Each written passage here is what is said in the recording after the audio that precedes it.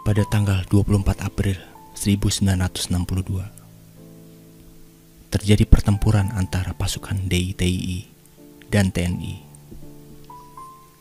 Lokasinya di Gunung Pedang, dekat Desa Cipaku, Bandung Selatan. Dalam pertempuran tersebut, Kartosuwiryo tertembak.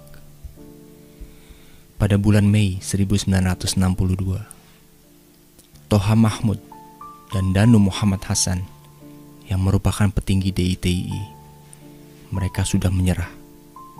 Lalu mereka menyerukan kepada Kartosuwiryo, Agus Abdullah, dan Adah Jailani Tirtapraja agar mereka menghentikan perlawanan. Akhirnya, pada akhir Mei, Adah menyerahkan diri di pos pagar betis di Gunung Cibitung. Operasi pagar betis merupakan operasi yang melibatkan masyarakat. Tujuannya untuk mengisolasi DITII agar tidak bisa pergi kemana-mana. Dengan menyerahnya Adah, maka petinggi DITII, tinggal Kartosuwiryo dan Agus Abdullah yang masih bertahan di hutan, ditambah Dodo Muhammad Darda, yaitu anak dari Kartosuwiryo, dan Aceng Kurnia yang merupakan komandan regu pengawal Kartosuwiryo. Pada tanggal 3 Mei 1962, berdasarkan informasi, diketahui bahwa istri Kartosuwiryo berada di kawasan hutan di dekat Bandung. Para prajurit Raider TNI pun mulai berpatroli ke sana. Berdasarkan laporan, ada sekitar beberapa orang gerilyawan yang berkemah di sana.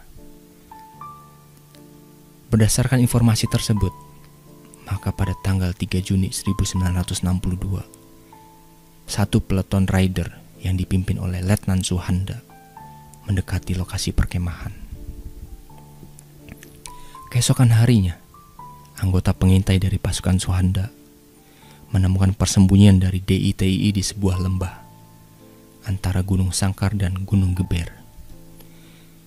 Pos-pos penjagaan DITII yang ditempatkan di bukit-bukit tidak dapat mendengarkan apa-apa karena pada saat itu hujan sangat deras. Sehingga pasukan Suhanda dapat melangkah maju sampai di sebuah pohon yang telah roboh. Dari jarak 50 meter, pasukan tersebut dapat melihat sebuah gubuk yang dibangun secara darurat di bawah sebuah pohon yang cabang-cabangnya hampir menyentuh tanah. Ketika Suhanda mulai memerintahkan pasukannya untuk melepaskan tembakan serbuan, pasukannya pun ditembak balik, diserang balik dari arah bukit-bukit. Namun, anggota pasukan Raider yang lain dapat mematahkan perlawanan dari DITII yang ditempatkan di situ. Setelah dari arah gubuk tidak ada lagi perlawanan, Suhanda mendekati gubuk itu dan bertanya, "Siapa komandan di situ?" Kemudian Suhanda menuju gubuk berikutnya yang terletak di belakang gubuk pertama. Di gubuk tersebut, mereka menemukan Kartosuwiryo, Dodo Muhammad Darda, dan Aceng Kurnia. Jumlah anggota DITII yang menyerah pada waktu itu adalah 46 orang. Waktu ditangkap, Kartosuwiryo sedang tidur, sedangkan istrinya duduk termenung di sampingnya. Kartosuwiryo udah tampak sangat tua, rambutnya putih dan gundul, badannya kurus kering. Pengikut-pengikutnya pun sama, kurus kering dan kumal. Telapak kaki mereka tebal dan tertusuk duri akibat terbiasa keluar masuk hutan. Kartosuwiryo pun tersadar, kemudian menanyakan nama Suhanda. "Kamu siapa?" "Saya Suhanda," jawab pimpinan peleton itu. "Apakah Anda masih kuat berjalan?" tanya Suhanda kepada Kartosuwiryo. Kartosuwiryo mengaku tak mampu lagi berjalan. Ia dalam keadaan sakit. Ia terbaring di lantai gubuk itu dengan menggunakan sebuah jaket militer serta sebuah sarung. Pada saat itu Kartosuwiryo berusia 57 tahun. Kemudian Suhanda menyuruh pasukannya untuk membuat tanduk yang dibikin dari cabang-cabang pohon, rotan dan mantel. 1 jam setelah Suhanda memerintahkan kelompok pertamanya untuk turun.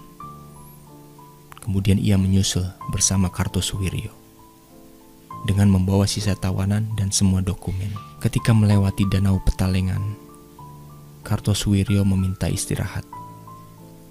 Suhanda pun mengabulkannya. Menjelang malam hari, rombongan ini pun sudah tiba di desa terdekat. Ratusan penduduk desa dengan membawa obor yang menyala menyambut Kartosuwiryo. Kemudian Kartosuwiryo, Dodo Muhammad Darda, dan Aceng Kurnia dibawa ke Cicalengka.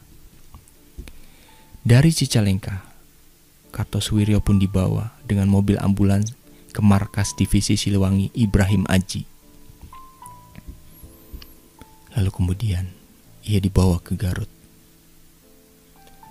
Pada tanggal 7 Agustus 1962, Kartosuwiryo dibawa dari Bandung ke Jakarta.